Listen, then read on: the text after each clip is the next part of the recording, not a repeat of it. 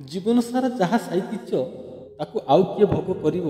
ଖାଲି ହାତେ ଆସିଛ ବନ୍ଧୁ, ଖାଲି ହାତେ ଫେରିବ। ନମସ୍କାର ବନ୍ଧୁମାନେ। ମଣିଷ ଜନ୍ମ ହେଲା ପରେ ଖାଲି ହାତରେ ଆସିଥାଏ ଆଉ ମରିଗଲା ପରେ ପୁଣି ଖାଲି ହାତରେ ଯାଇଥାଏ। ସେମିତି ଏକ ସୁନ୍ଦର ଛୋଟିଆ କାହାଣୀ ନେଇ ମୁଁ ଆସିଛି ଆପଣମାନଙ୍କ ପାଖକୁ। କାହାଣୀଟି ନିହାତି ଭାବରେ ଭଲ ଲାଗିବ ବୋଲି ମୋର ଆଶା ଓ ବିଶ୍ୱାସ।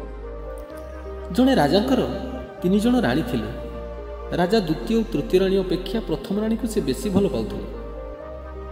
ରାଜା ଦିନେ ସେମାନଙ୍କୁ ପରୀକ୍ଷା କରିବା ପାଇଁ ପ୍ରଥମ ରାଣୀକୁ ସେ ଡାକି ପଠାଇଲେ ଆଉ କହିଲେ, ମୁଁ ତୁମକୁ କିଛି ମାଗିବି, ତୁମେ ମୋତେ ଦେଇପାରିବ?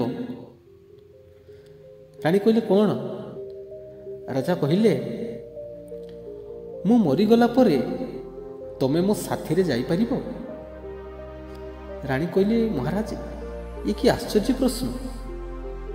ମରିଗଲା ପରେ କେହି କ'ଣ କାହା ସାଥିରେ ଯାଇଥାନ୍ତି?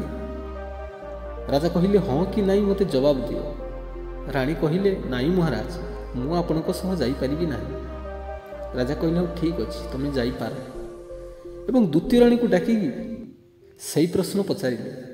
ଦ୍ୱିତୀୟ ରାଣୀ ମଧ୍ୟ କହିଲେ, ନାଇଁ ମହାରାଜ, ମୁଁ ଆପଣଙ୍କ ସହ ଯାଇପାରିବି ନାହିଁ।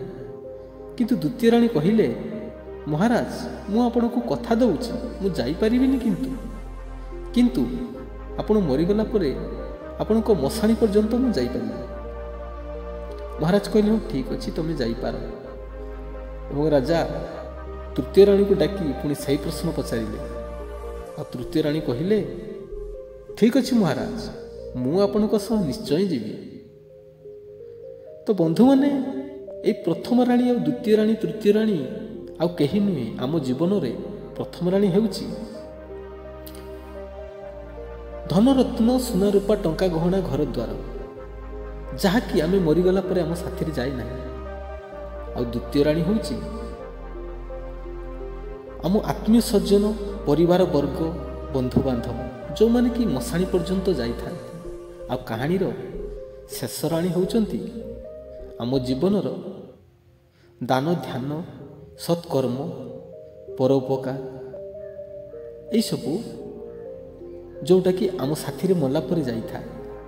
ତ ବନ୍ଧୁମାନେ, କାହାଣୀଟି କେମିତି ଲାଗିଲା କମେଣ୍ଟରେ ଜଣାଇବେ। ଯଦି ଭଲ ଲାଗିଥାଏ ଭିଡ଼ିଓକୁ ଗୋଟେ ଲାଇକ୍ କରିବେ, କମେଣ୍ଟ କରିବେ, ସେୟାର କରିବେ। ଚ୍ୟାନେଲରେ ନୂଆ ଥିଲେ ଚ୍ୟାନେଲକୁ ସବସ୍କ୍ରାଇବ୍ କରିବାକୁ ଭୁଲିବେନି। ରହୁଛି, ପୁଣି ଦେଖା ହେବ ଆଉ ଗୋଟେ ସୁନ୍ଦର କାହାଣୀରେ। ସେଥି ପର୍ଯ୍ୟନ୍ତ ଜୟ ଜଗନ୍ନାଥ।